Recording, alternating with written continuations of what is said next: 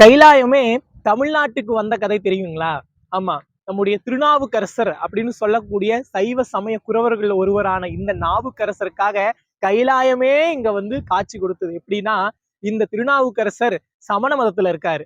சமண மதத்துல இருக்கும்போது சமணத்திற்கு தலைவராகவே இருக்காரு. ஆனா சிவபெருமான் வந்து இவரை ஆட்கொள்ள நினைக்கிறார். ஏன்னா இவருடைய பரம்பரையே வந்து சைவ சமயத்தை சார்ந்தவர்கள். இவங்க அக்கா திலகவதியார் வந்து திருவதிகை வீரட்டான சிவபெருமானை அனுதினமும் வேண்டி எப்படியாவது என்னுடைய தம்பியை இந்த சைவத்திற்கு மாற்றணும்னு சொல்லி வேண்டிக் கொண்டே இருக்கிறாங்க.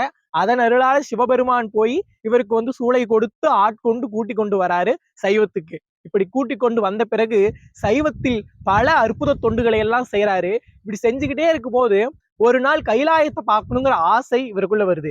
இந்த ஆசையின் காரணமா இவர் புறப்பட்டு கைலாயத்திற்கு நடைபயணமா போக ஆரம்பிச்சுறாரு. போகிற வழியெல்லாம் புயல், காத்து, மழை இதெல்லாம் தாண்டி உருண்டு பிறண்டு தள்ளாத வயதுல கிட்ட போறாரு. அப்படி போகிற போது சிவபெருமான் காட்சி கொடுத்து சொல்றாரு, உனக்கு கைலாய காட்சி இங்க கிடைக்காது. உனக்கு கைலாய காட்சி வேணும்னா திருவையாற்றுக்கு போ. திருவையாற்றிலே உன்னுடைய கைலாய காட்சி உனக்கு கிடைக்கும்னு சொன்ன உடனேயே நாவுக்கரசர் அங்கிருந்து மீண்டு எழுந்து வந்து இந்த தமிழ்நாட்டில் திருவையாறுங்கிற திருப்பதிக்கு வராரு. இந்த பதிக்கு வருகிற போது எல்லாவற்றிலும் வந்து சிவபெருமானே வந்து பாக்குறாரு. அப்போ வந்து இங்கே சிவபெருமான் கைலாய காட்சியை வந்து உமையம்மையோடு சிவகணங்களோடு காட்டி தருகிறார்.